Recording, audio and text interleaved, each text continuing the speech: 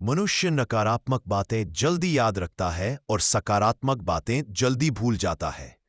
2. जब इंसान किसी को पसंद करता है, वो उसी के बारे में ज्यादा सोचता है, इवन बिना वजह। 3.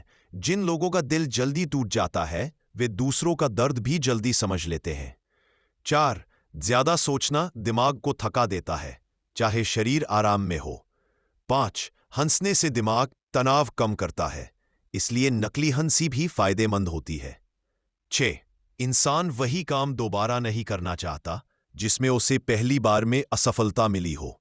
7. ज्यादातर लोग रात में ज्यादा ईमानदार होते हैं क्योंकि उस समय दिमाग कम फिल्टर करता है। 8. दिमाग कल्पना और असली घटना में फर्क नहीं कर पाता, इसलिए विजुअलाइजेशन सच जैसा लगता है। 9. जिन लोगों को अकेलापन पसंद होता है, वे खुद को अच्छी तरह समझते हैं और ज्यादा क्रिएटिव होते हैं। 10. इंसान वही सुनता है जो वह सुनना चाहता है, यानी दिमाग अपनी सुविधा से चीजें फिल्टर करता है।